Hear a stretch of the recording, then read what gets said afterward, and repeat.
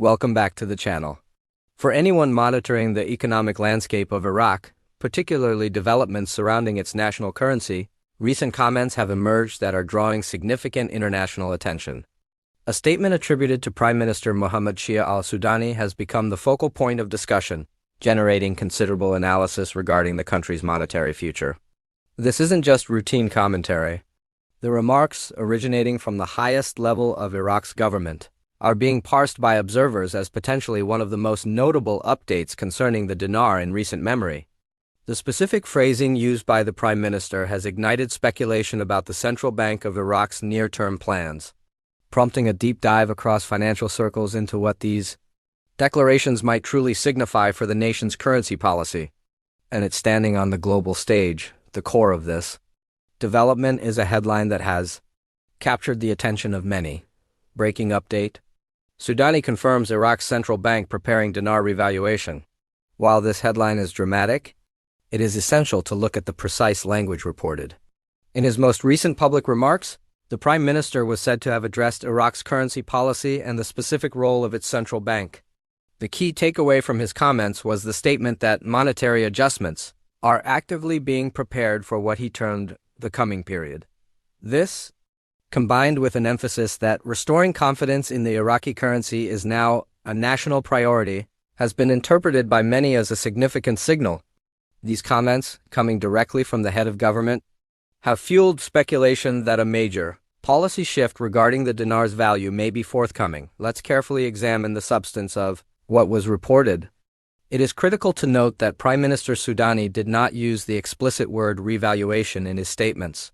However, among dinar watchers, the context of his remarks and the seniority of his position have been enough to trigger widespread speculation that a revaluation, or at least a significant adjustment, might be on the table. While these words cannot be taken as an official executive order or a formal decree, the fact that a sitting prime minister is publicly signaling change is, in itself, noteworthy. When a government begins to speak repeatedly about currency changes and national priorities in this manner, it is common for investors and market observers to pay very close attention. Attempting to read the intention behind the official language, this development must be placed within the broader context of Iraq's recent economic messaging. For the past several years, public statements from the government and the Central Bank of Iraq have largely centered on themes of stabilization, comprehensive economic reform, and a concerted effort to reduce the dependency on the US dollar within the domestic economy. The narrative has been one of gradual modernization and control. Therefore, when a figure in the Prime Minister's position begins to discuss changes related to how the currency operates, especially in international markets, it naturally raises questions. Analysts are now considering whether this signals a potential shift in the country's core exchange rate policy, or perhaps a change in the very mechanism by which that rate is managed. It's also important to understand that any such shift could carry substantial implications for Iraq's economy. Changes to exchange rate policy are not minor tweaks. They can have profound effects on domestic economic conditions. A change in the dinar's value would directly impact the purchasing power of Iraqi citizens, the cost of imported goods, and the national inflation rate. Simultaneously, it would have significant consequences for external investors or those holding the currency abroad. This is why the Prime Minister's comments, even without explicit details, are being seen as so significant. The potential for a new policy direction creates a ripple effect, influencing economic behavior and expectations, both inside and outside the country, long before any official action is taken. In the wake of these remarks, observers are pointing to several other signals that, while not constituting confirmation, are being analyzed as potential supporting elements for this new chatter. The first and most visible of these signals has been Iraq's persistent policy shift away from the widespread domestic use of the US dollar. The government has taken active steps to mandate that local transactions be conducted in Iraqi dinars. While this has been publicly framed as a move to assert monetary sovereignty and strengthen the national currency, some analysts are interpreting it differently. They suggest that policy actions designed to significantly boost internal demand for the dinar could, in theory, create economic pressure for a stronger currency. Valuation over time, a second area drawing attention, involves ongoing discussions about changes to Iraq's banking regulations and the strengthening of the nation's foreign currency reserves. Details on these matters have often remained murky, but the general theme from Baghdad has been one of modernization and building a more robust financial sector, a more transparent and well-regulated banking system, along with stronger, more substantial reserves, are widely considered to be essential prerequisites for any country contemplating a major currency adjustment. The fact that these topics are being mentioned concurrently with the Prime Minister's statements is being flagged by observers as part of a larger, potentially coordinated picture. Even if the specific details of these reforms are not yet public, a third signal that has been flagged by some observers relates to Iraq's diplomatic and economic activities within its region. There have been reports and discussions concerning potential currency swap agreements with neighboring countries. These agreements would theoretically allow Iraq and its trading partners to conduct trade using their own local currencies, bypassing the need for the US dollar as an intermediary. Again, not all of these discussions have been confirmed, and their implementation is complex. However, these types of moves are being interpreted by some as reflecting an underlying strategic intention to elevate the dinar's role on a regional stage, which would be a necessary step in supporting its value. We must, however, emphasize a crucial point of caution. None of these supporting signals, from de-dollarization to banking reforms, are equivalent to an official revaluation announcement. They are environmental factors that analysts are piecing together to make sense of the Prime Minister's ambiguous monetary adjustments comment. Each of these policy threads, banking reform, de-dollarization, and regional trade talks, are complex initiatives with their own primary goals. While they could collectively create an economic environment that is more conducive to a currency adjustment, they do not, by themselves, guarantee that outcome. The speculation linking these elements together remains an external interpretation and not an official government policy directive at this time. Just as important as what the Prime Minister said is what he left unsaid. It is vital to note that he did not announce a fixed, official date for any revaluation or adjustment. He did not provide a new exchange rate figure for the dinar, nor did he offer any specific percentage or target for a potential change. His language was one of preparation, flagging monetary adjustments and preparations by the central bank. This strongly implies that whatever is being planned is a process, not an instantaneous overnight event. For those who have been monitoring the dinar, this serves as a reminder that change, if it comes, may take time and is more likely to involve several phases of reform rather than a single dramatic leap. This process-oriented language suggests that any timeline for these potential changes remains highly uncertain. If the central bank and the government are indeed moving toward a significant adjustment, the preparatory and implementation phases could easily play out over many months or potentially a year or more. Major currency reevaluations, especially for a nation with Iraq's economic profile, which includes a large existing supply of dinars, significant infrastructure needs, and a heavy dependency on oil revenue, require multiple, complex steps. These include shoring up reserves, implementing robust regulatory reform, coordinating with international financial markets, and carefully signaling intentions to prevent economic shocks. The mention of a coming period is indefinite and suggests we may only be in the preparatory phase, *. This brings us to the question of value. Right now, many dinar watchers and media outlets use the benchmark official rate of approximately 1320 dinars to $1. The speculation fueled by the Prime Minister's comments has, of course, led to discussions about what an appreciation might look like. For example, a hypothetical move to 1,000 dinars per US dollar would represent a meaningful percentage change. Other, more dramatic, hypothetical scenarios, such as 500 or 300 dinars per dollar, are also discussed within watching communities. However, it must be stressed that these figures are purely speculative. Such scenarios would require transformative shifts in Iraq's economic fundamentals, a process that would inherently take a significant amount of time and is not guaranteed. It is essential to remain grounded and consider the significant hurdles that stand in the way of any such dramatic currency shift. First and foremost is the issue of political and security stability. Iraq has historically faced and continues to manage challenges related to governance, internal security, and the immense task of rebuilding national infrastructure. Furthermore, the economy's profound dependence on fluctuating global oil prices creates a volatile backdrop. These factors combine to make any rapid or large-scale change to currency policy an inherently riskier proposition than it might be for a more diversified, stable economy. Consistent stability is a key component of long-term currency strength. Second major hurdle is purely monetary, the large supply of Iraqi dinars currently in circulation. The basic economic principle of supply and demand applies to currency as it does to any other asset. To achieve and sustain a significantly higher value, this large supply of dinars must be adequately backed by the country's economic output and, crucially, by its foreign currency and gold reserves. Managing this large money supply effectively is a massive challenge for the central bank. Some have theorized about a redenomination or removing the zeros as a mechanical way to address this. But that is a separate accounting process from a revaluation, which implies a change in real purchasing power. A third, and often overlooked, hurdle is the complex issue of export competitiveness. Iraq's economy is overwhelmingly dependent on oil exports, which are vital for government revenue. A very strong dinar, while seemingly beneficial, could have a counterintuitive negative effect.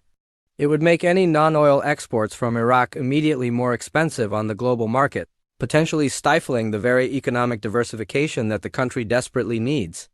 This creates a difficult balancing act for policymakers. A stronger dinar would make imports cheaper for citizens, but it could simultaneously harm the nascent export sector, reinforcing the country's reliance on oil. This is a critical challenge that must be carefully managed. Finally, a fourth hurdle is the persistent issue of transparency and the long history of speculation surrounding the dinar. For decades, a narrative of an impending dramatic revaluation has circulated among international watchers, a narrative that, as independent commentary from sources like Iraq Business News has flagged, has often been unfulfilled. This long history of rumors, scams, and unverified claims can undermine the credibility of real reform efforts. To overcome this, any official policy change must be executed with maximum transparency and be supported by clear, credible communication from the government and central bank to build genuine, sustainable investor confidence. Let's return to what the Prime Minister's statement itself signals. When a government official of his rank publicly emphasizes currency adjustments, analysts tend to see it in one of two ways. The first possibility is that the authorities believe they have made sufficient progress on foundational reforms like building reserves and modernizing banks to begin the process in earnest, and they now wish to prepare the markets for that change. The second possibility is that the statement is a strategic signal of intention designed to build confidence, both domestically and internationally. This could be an effort to psychologically support the currency ahead of future reforms, without necessarily committing to a large-scale upward move. In either case, the statement itself is meaningful. It has an immediate effect on market psychology, especially for investors and observers who had long been waiting for some form of official acknowledgement of change. In a way, it lifts a fog of uncertainty and replaces it with active expectation. This expectation alone can begin to influence economic behavior. Banks, traders, importers, and exporters may all start to reposition themselves or adjust their strategies based on the anticipation of a future policy change. This creates a new dynamic that the government must now be prepared to manage. Having set these expectations in motion, this leads to the question of what these potential changes could mean for the different groups involved. For Iraqi citizens, the primary stakeholders, the implications could be very direct. If the dinar strengthens or is supported by a new, stable policy, it could significantly improve their purchasing power. A stronger dinar would lower the cost of imported goods, which form a large part of the consumer basket in Iraq. This, in turn, could help to reduce domestic inflationary pressures, effectively increasing the real value of wages and savings held in the national currency, aligning with the stated goal of restoring confidence. For businesses operating in Iraq, the outcome is more of a mixed bag. A stronger, more stable dinar could be a major benefit for companies that rely on imports. It would lower their operational costs for raw materials, foreign-made equipment, and finished goods, which could boost profit margins or be passed on to consumers as lower prices. However, as we discussed, this same strength becomes a challenge for any business trying to export. A more valuable dinar makes Iraqi products less competitive abroad. This is a crucial balancing act for a government that is simultaneously trying to encourage domestic industry and diversify its economy away from oil. For international investors or individuals holding dinars abroad, the situation is also complex. On the surface, any official upward move in the currency's value could benefit them, provided the policy materializes as they hope. But it is important to remember that currency investments carry significant risks. Many financial observers, including sources like Investopedia, frequently cautioned that the international market for the dinar, in particular, has historically been characterized by high levels of speculation, significant transaction fees, and limited liquidity. This means that actually converting the currency or realizing gains can be practically difficult and costly, a factor that must be considered separately from the official exchange rate itself. So, how should viewers interpret this statement practically? The most pragmatic approach is to shift from a mode of speculation to one of active monitoring, watching for the next official trigger events. The Prime Minister's statement is an aspiration. The follow-up actions will be the facts. Observers will now be watching for several key developments. First, any official announcement from the Central Bank of Iraq that formally changes the official rate or the mechanism used to manage it. Second, the implementation of new, concrete banking regulations that demonstrably favor or mandate the use of the dinar. Third, any official announcements regarding a reduction in the dinar supply or a formal redenomination plan. Beyond these internal triggers, analysts will also be watching Iraq's external economic actions.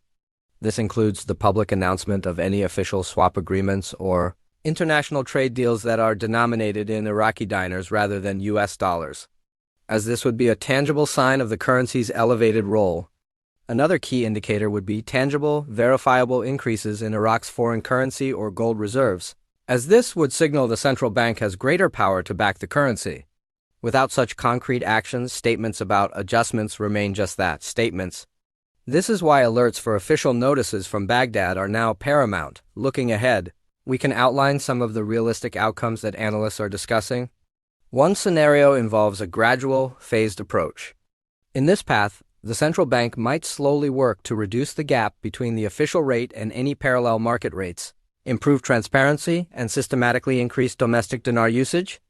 This could then be followed by a formal redenomination, the mechanical removal of zeros, and the establishment of a new, stable official rate.